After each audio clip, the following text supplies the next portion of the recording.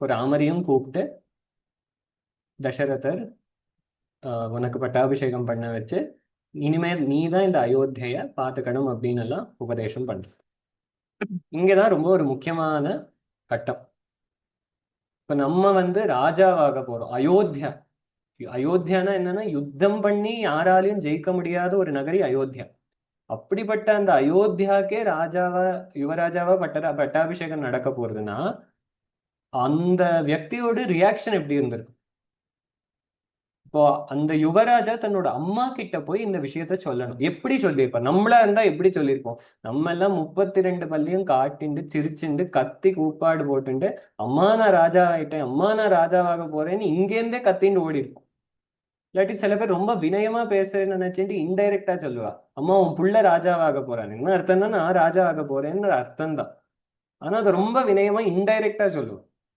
இப்போ நம்ம எல்லாம் அயோத்தியா நகரிக்கு ராஜான்னு அனௌன்ஸ் பண்ணிட்டாலே என்னெல்லாம் சுகங்களை அனுபவிக்கலாம், ராஜாவா இருந்து என்னெல்லாம் பண்ணலான்னு கனவு காண ஆரம்பிப்போம். ஆனா ராமர் போய் அவ அம்மாட்ட சொல்றார், அம்ப பித்ரா நியுக்தோஸ்மி பிரஜாபாலன கர்மணி பவிதா ஸ்வோபிஷேகோ மே யதா மே சாசனம் பிதுஹு. போய் சொல்றா, அம்மா அப்பா இந்த பிரஜைகளெல்லாம் பார்த்துக்க வேண்டிய வேலையை எனக்கு கொடுத்திருக்காரு.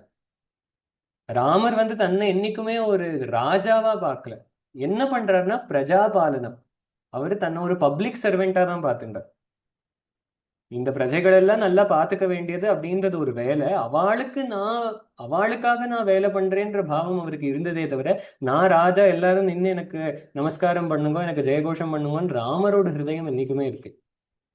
அம்மாட்ட போய் சொல்றார், அம்ப பித்ரா நியுக்தோஸ்மி பிரஜாபாலன கர்மணி. இந்த பிரஜைகளை பார்க்க வேண்டிய வேலைக்கு அப்பா என்ன அப்பாயிண்ட் பண்ணியிருக்கா. ஒரு பப்ளிக் சர்வெண்டா அப்பா என்ன அப்பாயிண்ட் பண்ணியிருக்கார். நாளைக்கு அபிஷேகம் நடக்க போறது, நாளைக்கு பட்டாபிஷேகம் நடக்க போறது. எதனாலன்னா யதாமே சாசனம் பிதோ. அப்பா முடிவு பண்ணியிருக்கா என்ன இந்த இடத்துல உட்கார வச்சா நான் முன்னாடி இந்த வேலைகள் எல்லாம் நல்லா பண்ணுவேன்னு அப்பா முடிவெடுத்திருக்கா. அதனால நாளைக்கு அபிஷேகம் நடக்க போகுது. இங்க ஒரு இடத்துல கூட தன்னோட ஒரு இண்டிவிஜுவாலிட்டியே கிடையாது. நான் ராஜாவாக போறேன்னோ, அம்மா நீ ராஜமாதாவாக போறேனோ, இல்லாட்டி ஒரு சந்தோஷத்துல குதிக்கிறது ஒன்றும் கிடையாது. தனக்கு வந்திருக்கிறது ஒரு வேலை, ஒரு அப்பாயின்மெண்ட் லெட்டர். அந்த அயோத்தியாவோட கிரீட்டமும் அந்த சிம்ஹாசனத்தையும் அவர் எப்படி பார்த்தாருன்னா ஒரு அப்பாயின்மெண்ட் லெட்டர் மாதிரி பார்த்தார். அவ்வளவு. நாளையில இருந்து எனக்கு வேலையை ஆரம்பிக்க போகுது, இவ்வளவு நாள் படிச்சாச்சு, கல்யாணம் ஆயாச்சு, இனிமே வேலை பார்க்கணும். அவர் எந்த ராஜ்யத்துல வேற மற்றவா எல்லாம் என்னென்ன சின்ன சின்ன வேலையை பார்த்தாலும் அதுக்கு ஈக்குவலா தான் இந்த ராஜ்ய பரணத்தையும் அவர் பார்த்தார். ஏன்னா எந்த வேலையுமே குறைச்சல் கிடையாது. நம்ம என்ன நினைச்சுக்கிறோம், ஏதோ ஒரு சில வேலைகள் எல்லாம் சின்ன வேலை, சில வேலைகள் எல்லாம் பெரிய வேலைன்னு நினைச்சுக்கிறோம். அதுவும் எதனால வருதுன்னா நம்ம பணத்தை வச்சு வேலையை மெஷர் பண்றோம். ஆனா ஃபார் எக்ஸாம்பிள் டீச்சர்ஸ் பாடம் சொல்லி கொடுக்குறவா எவ்வளோ பெரிய வேலையை பண்றான்னு நம்மளுக்கு தெரிய மாட்டேங்குது. ஏன்னா யாருக்குமே டீச்சர் ஆகண்டா என்ன சம்பளம் கம்மி. யாருக்குமே ஆட்டோ ஓட்டணும்னோ கேப் ஓட்டணும்னோ இஷ்டம் இருக்காது, என்ன சம்பளம் கம்மி. ஆனா ஒரு ஆட்டோவோ கேபோ இல்லாட்டி எவ்வளவு கஷ்டப்படுவோம். ஸ்கூல்ல டீச்சர்ஸ் இல்லாட்டி நம்ம எவ்வளவு கஷ்டப்படுவோம். காய்கறி விற்கிறவா இல்லாட்டி நம்ம எவ்வளவு கஷ்டப்படுவோம். அப்ப அந்த காய்கறி விற்கிறதுன்றது சாஃப்ட்வேர் கம்பெனிக்கு எந்த விதத்துல குறைச்ச? சாஃப்ட்வேர் கம்பெனியில 4 பட்டனை தட்டுறதுனால வயர் நிறையாது. பேங்க் பேலன்ஸ் வேணா நிறையலாமே தவிர வயறு நிறையணும்னா இப்போ விவசாயம் இவ்வளோ முக்கியம். அந்த விவசாயம் பண்ணி அதை நம்ம கடைசியில இதெல்லாம் எதுக்கு பண்றோம்னா சாப்பிடறதுக்கு தான்.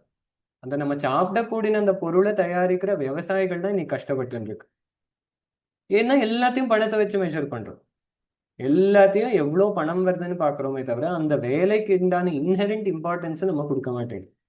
ராமர் எல்லா வேலையும் சமமா பார்த்தார். இந்த ராஜ்யபரணம் அப்படின்றதும் இந்த எல்லா வேலைகள் மாதிரி, விவசாயம் மாதிரி, வியாபாரம் மாதிரி, காய்கறி விற்கிறது மாதிரி, இல்ல வண்டி ஓட்டுறது மாதிரி, இந்த மாதிரி ஒரு சமுதாயம் நடக்கணும்னா எவ்வளோ பேர் எவ்வளோ வேலைகளை பண்றா, அது மாதிரிதான் இந்த ராஜ்யபரணமும்.